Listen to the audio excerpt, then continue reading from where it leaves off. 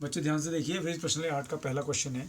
हमें y बराबर x square वक्र दिया है, तो आप समझ होंगे एक्स स्क्वायर बराबर 4ay के रूप का ये परवलय है, और x बराबर 1 और x बराबर 2 ये कोटियाँ हैं, और एक्स अक्ष से घिरा हुआ क्षेत्र है। तो पहले अगर आप इसके चित्र को देख लें बहुत ध्यान से, ओ एक्स एक्स डैश वाई और वाई डैश, तो ये एक्स स्क्वायर बराबर 4ay वाला परवलय है। तो ये हमारा एक्स स्क्वायर बराबर 4ay वाला परवलय हो गया, यानी कि एक्स स्क्वायर बराबर वाई हो गया। और यहाँ पर जो दो हमारे पास रेखाएं दी गई हैं वो जो कोटियाँ हैं एक्स बराबर 1, तो मान लीजिए कि ये दूरी यहाँ से यहाँ तक 1 है। इस बिंदु को मैंने एम मान लिया, तो 1,0 हो गई। तो एक्स बराबर 1 रेखा हमारे पास ये हो गई। ये एक्स बराबर 1 रेखा कौन सी रेखा होती है? जो वाई अक्ष से समांतर होती है, मूल में से जिसकी लंबवत दूरी कितनी होती है? 1 होती है। और एक्स बराबर 2 रेखा, मान लीजिए कि ये 2 दूरी है, तो यहाँ से यहाँ तक की दूरी 2 हो गई। इस बिंदु को हमने एन मान लिया, तो ये बिंदु हो गया 2,0, और ये हमारी एक्स बराबर 2 रेखा हो गई, बिल्कुल पैरेलल होगी वाई एक्सिस के, वाई अक्ष के, और ये हमारी एक्स बराबर 2 रेखा हो गई। तो अब आप देख रहे होंगे कि ये हमारा एक्स अक्ष है, ये हमारा एक्स अक्ष है। तो वो ये हमसे कह रहा है कि एक्स अक्ष और एक्स बराबर 1, एक्स बराबर 2 और परवलय से घिरा भाग। मान लिया कि एक्स बराबर 1 रेखा ने परवलय को बिंदु P पर काटा, और एक्स बराबर 2 रेखा ने परवलय को बिंदु Q पर काटा। तो एक्स अक्ष एक्स बराबर 1 रेखा और एक्स बराबर 2 रेखा से घिरा हुआ क्षेत्र हमारा ये आप देख रहे होंगे आ गया है। ठीक, क्या क्षेत्र आया? PMNQ। ठीक है, अब हम क्या लिखेंगे? माना रेखा x बराबर 1 तथा x बराबर 2, कॉमा लगा दो, परवलय को बिंदु P तथा Q पर काटती है, परवलय को बिंदु P तथा Q पर काटती है, एवं x अक्ष को बिंदु M तथा N पर प्रतिच्छेद, चाहे प्रतिच्छेद दिखो या काटती, प्रतिच्छेद करती है। इसलिए अभीष्ट क्षेत्र MNQP प्राप्त हुआ। अभीष्ट क्षेत्र यानी कि इससे घिरा हुआ क्षेत्र MNQP प्राप्त हुआ।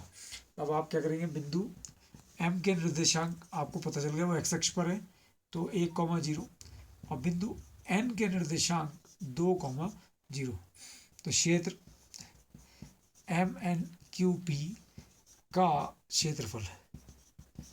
तो आप देख रहे हैं एक्स अक्ष पर क्षेत्र है, तो सबसे पहले लिमिट पर आ जाइए। देखिए ये बिंदु M पर शुरू है और N पर खत्म है, तो यहाँ पर निर्देशांक 1,0 है, तो यहाँ 1 जो है एक्स निर्देशांक है, और यहाँ N पर कितना है?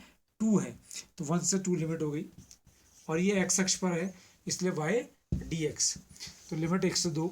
और y की मान देख लीजिए, एक्स स्क्वायर dx, ये एक्स स्क्वायर समाकलन x³ लिमिट 1 से 2, तो 2³ माइनस 1³ 8/3 माइनस 1/3, तो 7/3 वर्ग इकाई, 7/3 वर्ग इकाई आ गया। क्वेश्चन नंबर इसका फर्स्ट का सेकंड पार्ट पर आ जाइए ध्यान से। देखिए यहाँ पर हमें दिया है वक्र y बराबर x⁴, तो इससे भी हमें कुछ नहीं पता चल रहा है कि यह है क्या, तो इसको ड्रॉ करेंगे। और हमें पर 2 रेखाएं x बराबर 1, x बराबर 5 और एक एक्स अक्ष से घिरा क्षेत्र। तो सबसे पहले हम क्या करें कि y बराबर x⁴ को देखते हैं है क्या। तो इसके लिए हम क्या करते हैं कि सारणी बना लेते हैं। तो x की वैल्यू रखेंगे, यहाँ y बराबर x⁴ रखेंगे। तो मैंने सबसे पहले 0 रख के देखा, तो 0 की पावर 4 0 ही हो गया। अब मैं पॉजिटिव वैल्यू रख के देखता हूँ, +1 की पावर 1 हो गया, +1 ही हुआ। और 2 रख के देखा तो x की पावर कितना होगा, x⁴ कितना होगा? 16। ठीक है, माइनस की वैल्यू रख के देखता हूँ अगर, तो -1 की वैल्यू +1 हो गई।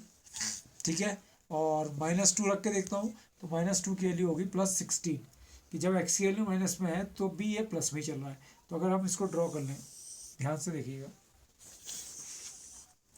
ओ एक्स एक्स डैश वाई और वाई डैश, तो पहला बिंदु तो आप देख रहे हैं 0,0 ही आ रहा है, और दूसरा बिंदु है 1 पर 1 है, तो 1 पर मान लो यहाँ पर 1 है, तो यहाँ पर भी 1 है, तो 1 पर 1 है, तो पहला बिंदु 1,1 मिल रहा है और दूसरा बिंदु मिल रहा है 2,16, तो यहाँ पर मान लो 2 है, तो 2 पर कितना आ रहा है 16, मान लो 16 यहाँ पर है, ये दूरी 16 है, 16 मैंने मान ली, तो ऐसे करके ये जा रहा है, ठीक है। और -1 पर भी कितना है, +1 है, तो -1 हमने इधर ले लिया, ये -1 है, और -1 पर भी ये कितना है, +1 है, तो ये बिंदु हो गया -1, +1। और 2 पर यानी कि इतने डिस्टेंस यहाँ पर -2 पर, तो ये डिस्टेंस जो है -2 है, और -2 पर भी कितना है 16 है, तो -2 पर भी क्या है 16 है, तो ये बिंदु था 2,16 और ये बिंदु आ गया -2,16। तो आप देखोगे एक परवलय का ही रूप इसमें बनता हुआ हमें दिख रहा है।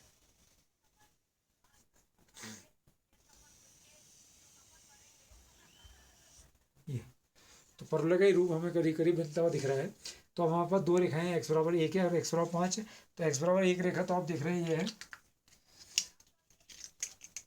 x=1 रेखा, तो हमारी ये वाली है, तो ये बिंदु हमने m मान लिया, तो इसके निर्देशांक तो m, 0 गए और इस बिंदु को ले लिया p। और x=5 रेखा भी हमारी, जैसे हमने यहाँ 2 मानी है तो 5 कहीं यहाँ जाके होगी, तो 5 मान लिया यहाँ पर है, और ये बिंदु हमने मान लिया n है, तो 5,0। तो अब ये हमारा परवलय को, पहले हम अपने परवलय को हम आगे बढ़ा देते हैं। इस वाले परवलय को मान लो कि यहाँ पर ये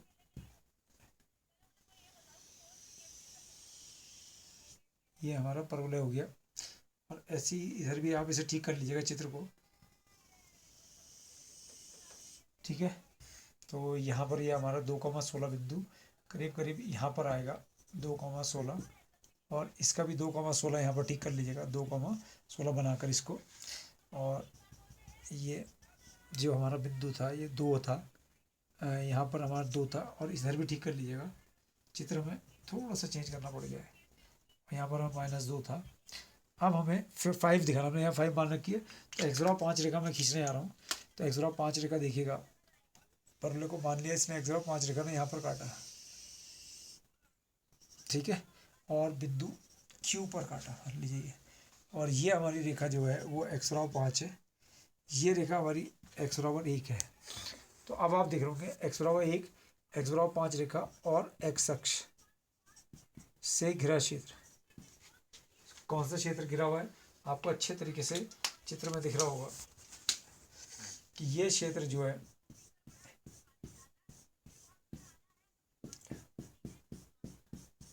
ठीक है। तो आप इसको अब सॉल्व करेंगे।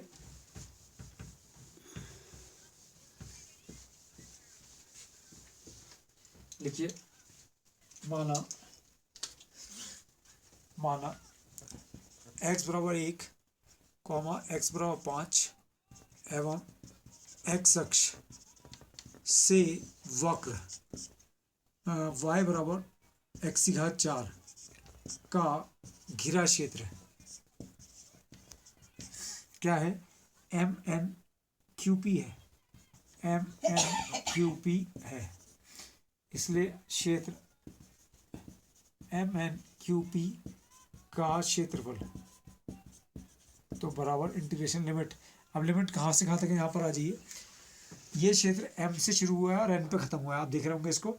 तो लिमिट 1 से x निर्देशांक 1 से 5, तो 1 से 5 और y dx की, y dx भी लिख रहे हैं क्योंकि x अक्ष पर है, तो 1 से 5 और y की वैल्यू x⁴ और dx, x⁴ का मतलब x⁵/5 इसका समाकलन हो गया 1 से 5, तो 5⁵5/5 माइनस 1⁵5/5, तो 5⁵5 से ही कट गया 4 बार।